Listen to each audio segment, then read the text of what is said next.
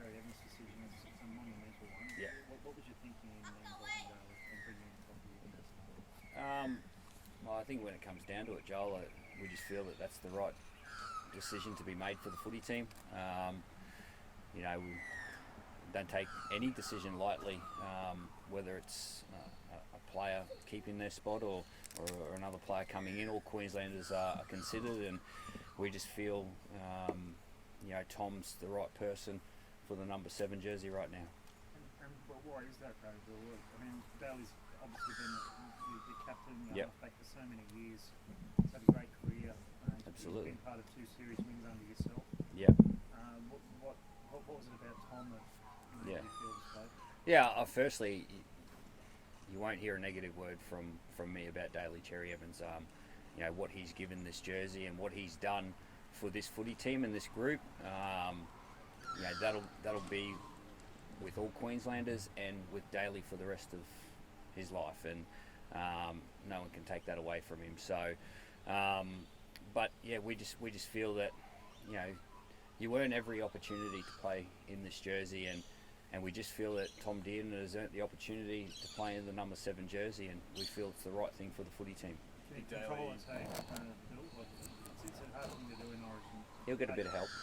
Yeah, he'll get a bit of help. There's some good players in and around him.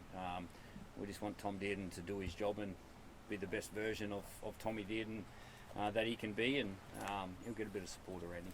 Did Daly want to play? Did you have a meeting with him? No, I didn't. I had a phone call with him yesterday.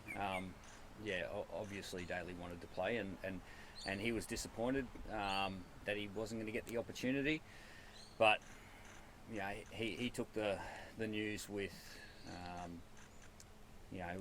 with great character and the great respect. We had a good conversation. Look, we've got a great relationship. I played alongside Daly, being the coach, and he's been the captain over the last 4 years, and we've shared some great memories, and he's done some really good things. He's held the trophy up 3 of the last 5 years, and he's been an instrumental part of that. So they're tough conversations, but it was one that was had with a lot of respect. Yeah, and your money as coach having to make a call like that, I imagine, Billy. It's not an easy job to do as coach, to call a captain and say that you've sacked. No, it's not. I agree with that. It's not an easy job, but that's what when you take this position and you serve the state and you serve the footy team. Sometimes you've got to make the hard calls. So that's what we feel is the correct one, and we're moving forward. How much did 3 losses in a row play into a bill? And this is look, you talk about loyalty. Your loyalty to winners, but you've lost 3 in a row. What impact did that have on your decision? You had to look at something to change something. Yeah, look, I think you consider everything, Joel. You consider everything, the actions of the players and the best person for the job, and that's what it come down to. Tommy's such a direct player as well. When he gets in his groove, is it maybe a sign of changing tactics from you guys for game 2, playing a bit more straight and direct than maybe what you did in game 1? We certainly want to play to our players' strengths. There's some areas in game 1 that we didn't get right. Changing the number 7 jersey and the personnel there, that's not going to fix everything, and we need to make sure that we look at the game in game 1 and perform better.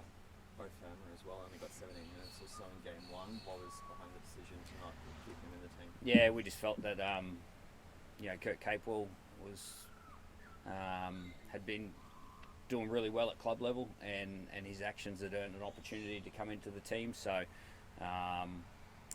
again, it's not an easy one to make, but we feel that's the best for the team. Is it also the fact that he can play centre too? Like you talk about contingencies a lot, really. Is Kurt can, if centre goes down, he can go there and play that right. Yeah, Kurt's been doing a great job in the centres for the Warriors, and he's playing in a team that no matter where he plays, he's doing a great job, and they've got a real team first mindset at the Warriors at the minute, and he's really leading that. And I'm sure he's going to bring those traits into this footy team. Who's your captain?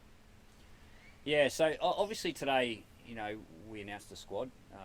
Teams don't need to be announced until tomorrow lunchtime, so we'll make everyone aware of who the captain is tomorrow. Is there a few in the mix?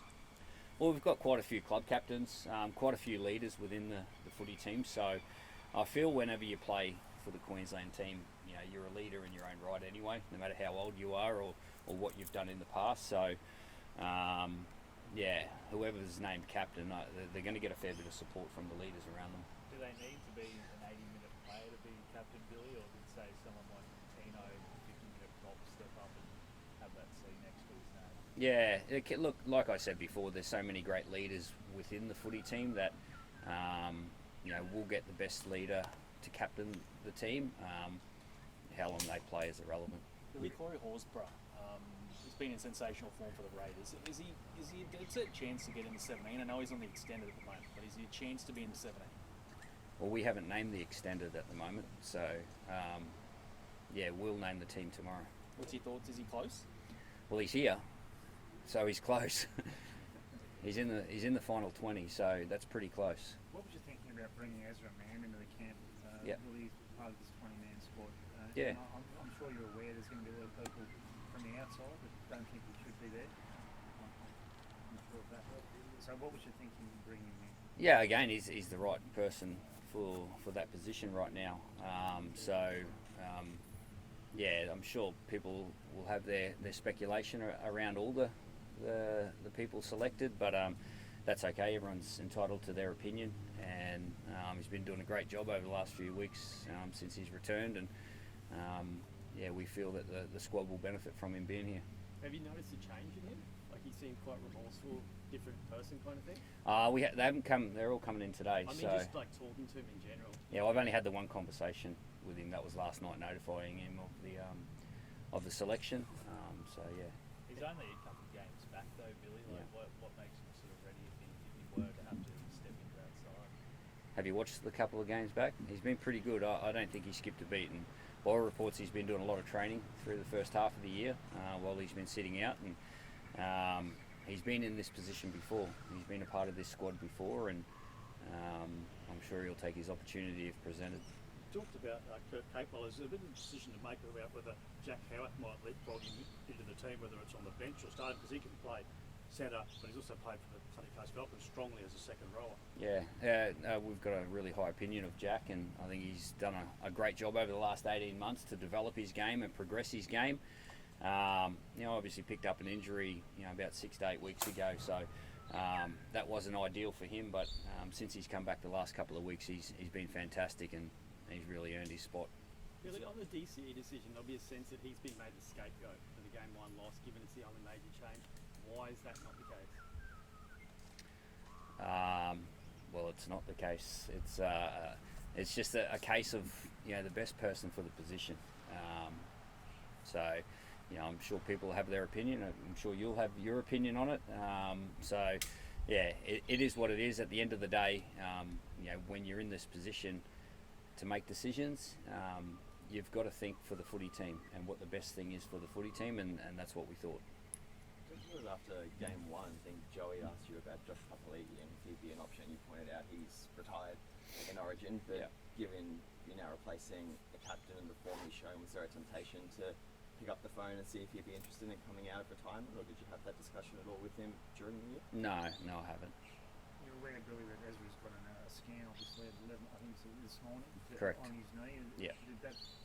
Didn't play a part in you considering leaving him out, or are you confident that he's going to get through that? Yeah, we think it's just a little bump that he just woke up the next day. But actually, the first reports that he was okay, and then just pulled up a little bit sore. So, getting a precautionary scan on it this morning, and he'll arrive into camp.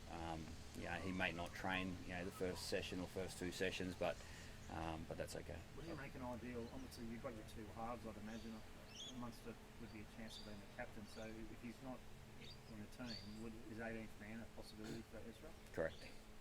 And Tino's update on his sternum? Yeah, I think he's okay. There was a bit made about not kicking off to Spencer Leniu when he came on. What's your take on that? Were you happy with that decision? Yeah, well, we'd off the back of a couple of you know, points scored against us, so you know, we were just changing it up. You know, the other thing is Valentine Holmes kicks off for us, so we just wanted to change that up. We felt that we were getting stripped on the other side of the field because he was going to that side of the field, so That was just a change that I made on the run, and I'm sure Spencer will get his chance to take a kick off. What sort of captain would Munster make? He's not the captain of Melbourne, but there's been some talk this could be the sort of thing you need to inject him into that role where he take on that extra responsibility. What kind of a captain would? Yeah, he takes on a fair bit of responsibility anyway. He really cares about his footy, and he's one of the leaders that I was talking about. He's not a club captain, but he's certainly a leader within his footy team in Melbourne, and he's a great leader for his footy team right here in Queensland. So, leadership will be dispersed, and it always is in this footy team, even back when I was playing. So, whoever tosses the coin will get a lot of support. Well, you've got the fan day tomorrow, and I imagine there's probably a lot of things you could sit here and do some training and have some talks and debriefs about the last game. But how important is it to take the team up to Gympie to get them to meet the fans, particularly someone like Tino? Yeah, look, it's always good to connect to our people. At the end of the day, that's who owns this footy team, is the people of Queensland, and we had around about 3,000 people at Sunshine Coast Stadium in Camp 1 supporting the team, and now I'm sure we'll get plenty of people up there in Gympie. Obviously Tino grew up in Gympie. He's a local junior from up there, and it'll be a big occasion for him. But it's a big occasion for us too, as Queenslanders, going back to rural areas like Gympie, and we've been to Bundaberg before, Longreach, and all these rural places that they don't get the opportunity to see their footy team and these players very often. So I'm sure the region of Gympie are really excited, and the team is really excited to get up there as well. You've spoken really fondly about Reece in the past. You obviously played great on Saturday. Was one game enough for him to come into consideration at all heading into the final selections? I consider everything, and I watch everything. It was great to see Reece back playing the way that he was. He's got a real spring in his step and a real energy about him, and I felt he made a real difference to the Broncos' performance. So, absolutely, there's consideration all the time. But you got to remember, when you throw a name up, you've got to take one out, and we just feel that the ones that we have at the moment are the right ones. He said after the game, he sent you a message when he did an interview. He said, "Tell Billy I'm ready to go." Okay. That's when this is what I want to help.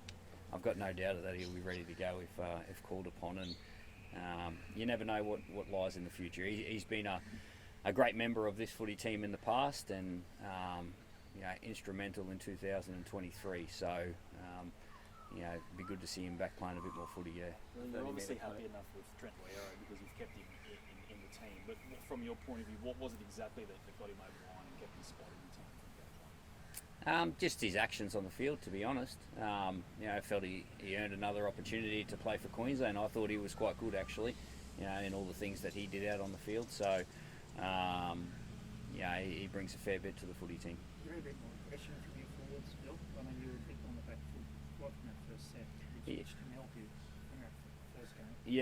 Yeah. Look, there's quite a few things we didn't get right, Joel, and that's what we'll go over in the first couple of days. We'll be really clear on that, on what we need to get right and how we need to go about it. And then it's up to the players to go out there in that 80 minutes and go and deliver that. That's certainly one area. What gives you confidence, Billy, that this squad can turn the tables from game one? Just the areas that I know that they can be better in, that we can be better in. So, that certainly is exciting into game two, and we have to do it the long way. Maybe took a few shortcuts in game one, so the long way might be just the way we need. And this is a rare position for you as a coach. How do you feel? How do you approach it? As in, like you've never lost back-to-back series.